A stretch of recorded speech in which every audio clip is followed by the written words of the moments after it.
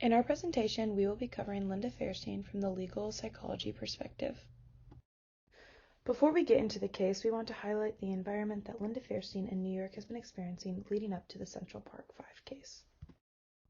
Starting off during the Civil Rights Movement, there was Freedom Day in New York on February 3, 1964. This is where almost 500,000 black students stayed home from schools, which is about 45% of all New York City students at the time. The lead up to this boycott was the constant battle with the school systems and the overcrowding of schools in the New York area, paired with the constant segregation in every part of their lives. At this time, it was legal for landlords to refuse housing based on color of the renter's skin. All these factors of the civil rights movement and racism were happening when Linda Fairstein was in high school. She directly saw the effects, and this was just the start of what she would witness. The backlash of Freedom Day was not a good sight. There was a march of about 10,000 white parents marching to City Hall opposing forced busing, which was referencing the colored students that were being bused from crowded schools. With this march, the media sided with segregation. When describing the boycott of schools, the New York Times described it as reckless, unreasonable.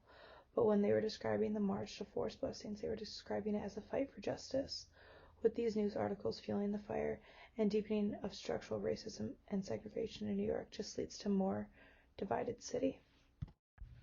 With the civil rights movement influence and the impact it led to other movements like the women's rights movement, the women during the 1970s were looked down upon when trying to bring up their issues. Here are direct quotes from women's rights activists. "This is not a bedroom war, this is a political movement. Give us the right to compete, give us the right to live, the right to get a job regardless of our sex." On August 26, 1970, Women of America went on strike. The strike was seen in different forms all across the United States. The biggest event from this was the march down Fifth Avenue in New York City. Witnesses estimate over 50,000 women participated. This march was to honor the 50th anniversary of the 19th Amendment, and they were there to commemorate the hard work of the women suffragists. They were also faced with backlash from male hecklers trying to stop them. This further divided men and women in the workforce in New York. This was around the time that Linda Fairstein was studying for her law degree. Now I will give some background information on Linda Fairstein, starting with her family. She was born in Mount Vernon, New York in 1947. Her parents are Samuel Johnson, who was a physician, and Alice Johnson, who was working as a registered nurse.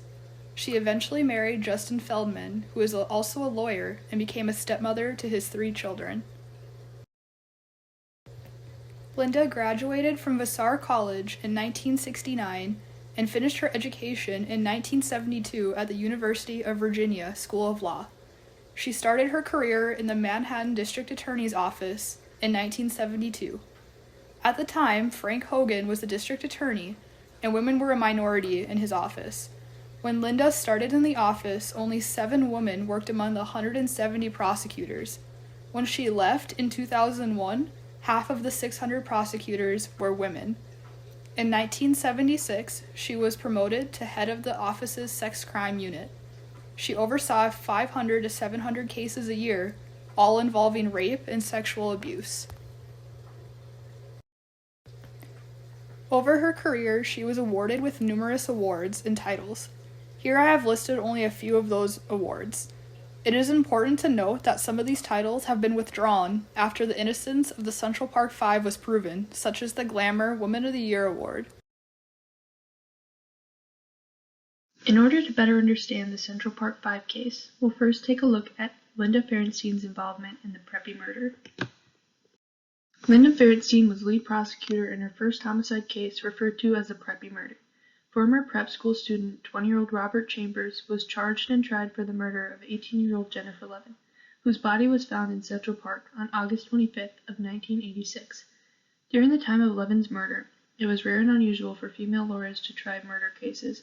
However, Robert Morgenthau, former Manhattan district attorney, asked Fairstein to handle the case, saying that it would make a statement to have a woman prosecutor as my lead to the community. Seeing this case involved the murder of a white woman in Central Park, the Preppy murder, like the Central Park 5, was quick to attract media attention, which gave rise to several challenges for Fairstein. For starters, she was up against Chambers' defense lawyer Jack Lemmon. Lippman was not only well known, but also described as relentless. Being Chambers had confessed to the murder of Levin, Lippman's tactic was to persuade the jury and the public that the homicide was an unfortunate accidental killing. Another challenge Fairstein dealt with had to do with the DNA results on Levin's bloody jacket that were connected to Chambers. Being it was 1987, DNA testing was new at the time, and although it was science-backed, the DNA evidence found on the crime scene was not allowed to be used in court, meaning Fairstein would have to find another way to prove Levin had been strangled by Chambers and that it wasn't accidental. An interesting thing to note is that later in the Central Park 5 case, Fairstein chose to more or less ignore that there was no DNA evidence against the five in relation to the crime, even though she had fought so hard for it in the case against Robert Chambers. This could support the view that Fairstein had a bias and found it in her favor to ignore the DNA results in that particular case. Through methods of interrogation alongside lead detective Mike Sheehan, Fairstein began unfolding the truth about Chambers. Fairstein and Sheehan began the initial investigation by contacting several of Chambers' close friends and acquaintances. After several attempts, they began to find that Chambers was far from the perfect altar boy many believed him to be. Not only had he been known to steal expensive jewelry and fur coats from houses where he partied, but he also had a major cocaine addiction. After 3 months of testimonies and evidence and 9 days of deliberating, the jury still couldn't decide on the motive for Chambers' murder. To avoid retrying the case, Fairstein made an agreement with Chambers, and he was sentenced to 15 years in prison. This case caused many to recognize Fairstein as a strong voice for female sexual assault victims. In an interview, Fairstein expressed being extremely frustrated with the injustices that occurred in the Preppy murder case. Is it possible that her anger for the injustice of the Preppy murder was taken out on the Central Park 5? An important aspect to take into consideration when addressing Linda Fairstein's participation in the Central Park 5, more specifically how the five are wrongfully convicted, is the possible presence of an intuitive prosecutor mindset. This mindset, as described by Doctor of Psychology Richard Sharkey, is driven by anger, unresolved justice, and a desire to restore social order. An article by Harvard Business Review titled How Anger Poisons Decision-Making describes a study used to determine the psychological effects of residential anger. This study revealed that those who were shown anger-provoking videos of a boy getting bullied were more likely to instruct harsher punishments on defendants in unrelated fictional criminal cases, as opposed to those shown non-anger-provoking videos. Based on this evidence, it's possible that the boys in the Central Park 5 case were more quickly and harshly judged because of Fairstein's previous encounter with sexual assault victims and cases of injustice. A little after her involvement with the Preppy murder trial, the Central Park 5 case fell under her authority. She led the sex crimes unit of the Manhattan District Attorney's Office and oversaw the investigation. For this reason, many people think that she was allegedly involved in coercing the five into their confessions. According to Michael Warren, a lawyer who defended 3 of the 5, the case went wrong in several ways. He argued that no one who was assaulted the night in the Central Park was able to identify any of the 5. This meant there was no witnesses along with no evidence to prove that they were the ones who committed the act. The only thing prosecutors were able to go on was the boys' false confessions. Not only was there a lack of substantial evidence, but he also stated that some of the younger boys were denied access to their parent or guardian during their initial interrogation, which may have aided them in their false confessions. Salam, one of the 5, said that not only was he not able to see his mom, but during the first interrogation, Fairstein withheld food and water. Here's what she had to say about the interrogations that took place. It was a much more friendly atmosphere, not the bare interrogation rooms. Nobody under 16 was talked to until a parent or guardian arrived. Every kid was in an open space, no handcuffs. This was not an Alabama jail where 2 guys who have been partners for years put a guy in a back room and he doesn't see the light of day for 3 days. 3 of the 5 went home and had a night's sleep before they were ever taken into custody. For most of them, the substance of their admissions came out within about an hour of the time they came in. The consistency from their original admissions to the police, to their written statements, to the final video is really remarkable. Clearly, there are some contrasting views about the interrogations that took place from the boys and from Fairstein. The boys emphasize how badly they were treated and how that led to their false confessions, whereas Fairstein states that everything she did was by the book, which is why their confessions were legitimate. In the next slide, I'm going to show a clip depicting how the interrogations led to the boys turning on one another.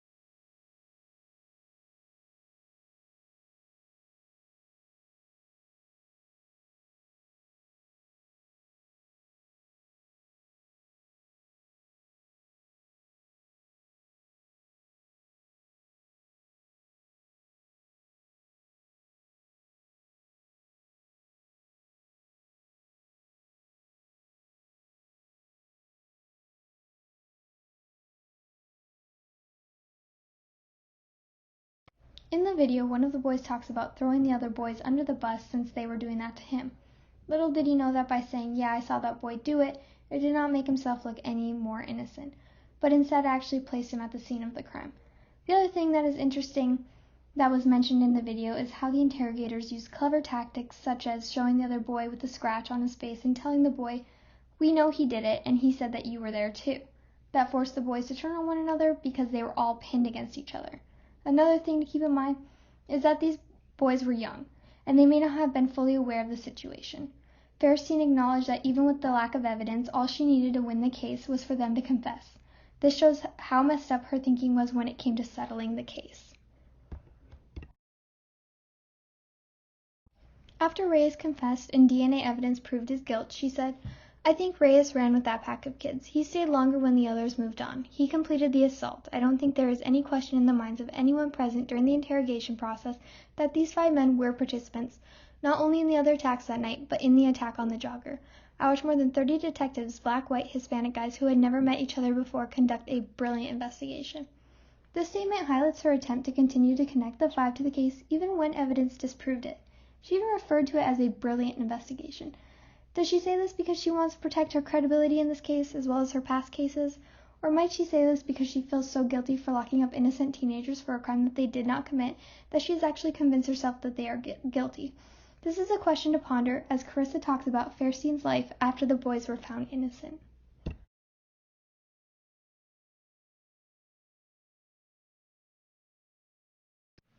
After leaving law enforcement, Linda began her writing career in which she wrote many fictional murder mysteries, all of which took place in historic New York landmarks. The main character of the stories, Alexander Cooper, resembled Linda Fairstein. It has been speculated if Linda's Alexander Cooper stories have any ties to her real-life experiences, and it was asked by Julie Kramer during an interview with Linda. "I have always drawn my 30 years of prosecutional experience, so there are motives from high-profile cases and characters that resemble some of my perps," says Linda. One of her books, named Death Angel, includes a killing of 2 women in Central Park and can be tied to the Central Park 5 and Preppy murder cases. During the interview with Julie Kramer, Linda can be quoted saying, "DNA, now my 3 favorite letters of the alphabet." Unknown to Linda at the time, the DNA evidence found leading to the false conviction of the Central Park 5 teenagers would come back to haunt her. In May of 2019, Netflix dropped their new series, When They See Us, which depicted the story of the Central Park 5, including the investigation led by Linda. This series caused the case to resurface in the face of the media, resulting in huge backlash against Fairstein, even with a new hashtag being used called #CancelLindaFairstein. In response to the hate, Linda resigned from several organizations she was once a part of, as well as being dropped by her publishing agency. Linda has filed a lawsuit against Netflix for economic losses, lost career opportunities, reputational harm, and emotional distress. This case is named Fairstein v. Netflix. Now we're going to take a closer look of the legal psychology of the Central Park 5 case. This phrase we have talked about countless times in our class, and it means, who monitors the monitors? This relates directly to Linda Fairstein being the DA and the head of this case. She is the monitor. However, as we heard in previous slides, that the defendants were without food or water and were held in the interrogation room without their legal guardian. So who monitors Linda Fairstein in her actions? Media has a strong psychological impact on the general public in influencing beliefs and strengthening bias. This is apparent in cases Linda Fairstein was involved in as a prosecutor. Jack Littman, during his time as Robert Chambers' defense attorney, used media influence and the press to strengthen his argument that the killing of Jennifer Levin had been accidental. Newspapers with headlines such as Jenny Killed in Wild Sex and How Jennifer Courted Death aided in swaying the public to siding with Chambers. Because media outlets portrayed Chambers as a good-looking kid who came from a good background, many regarded him as innocent based solely on his appearance, even when evidence suggested otherwise. During an interview on the case, Fairstein expressed the difficulties she experienced with outside influences, saying that all anyone could talk about was how good-looking Robert Chambers was. It so played into his version of the events that this must have been an accident because nobody who is that good-looking would have to hurt a girl who he was with. This is a clear example of the halo effect and how individuals are judged on appearance. The Central 5 case also sparked the attention of the media, and again the people involved were exploited. Not only is the media influential to the public, but it can also place a significant amount of pressure on the legal system. This can contribute to hasty, which is short-sighted decisions out of the desperation to solve the case. There are several things to consider when looking at the psychology behind how Linda Fairstein wrongfully convicted the Central Park Five. One of the most important things to consider is confirmation bias. As humans, every day we take in so much information, and in order for our brains to process it, we tend to use filters. While filters optimize our brain's ability to process the information, they can also lead to confirmation bias, meaning we tend to hold information that supports our already beliefs higher than information that doesn't. It's likely that Fairstein, having a preconceived notion that those particular boys were guilty, looked for information to confirm this and ignored the information that didn't, such as the boys' contradicting statements and lack of forensic evidence. Another bias that can affect decision-making is implicit bias, which is an unconscious bias formed by previous information and association. We often subconsciously associate certain people with certain things.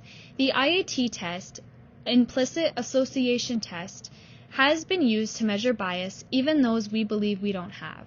For example, white men are subconsciously viewed as more trustworthy as opposed to black men. Even though Fairstein may have believed she was making unbiased decisions regarding the Central Park 5 case, it's possible that she implicitly associated the boys as more likely to commit the crimes simply because of their race.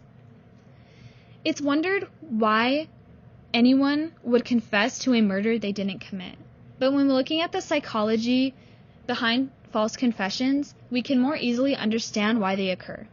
Sleep deprivation, promises made or implied, beliefs that confessing will be in their better interest, and that they will be relieved of the pressure are all reasons people may come to give a false confession.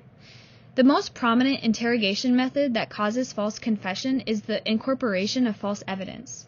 There are overwhelming amounts of research that shows if you lie to someone about the evidence, you can produce changes in their beliefs, autobiographical memories, and perception of the situation. Because in this case, 4 of the 5 kids were under 18 at the time of the interrogations, they were more vulnerable to manipulation than adults. Because during interrogations, subjects are given specific details about the crime and encouraged to answer questions. When they make a false confession, it's often believable because it contains these specific details. It's hard to say exactly what interrogations methods were used to bring about the false confession of the Central Park 5, but in the Preppy murder case, it was noted by a former classmate of Robert Chambers that during interrogations, Fairstein was tough.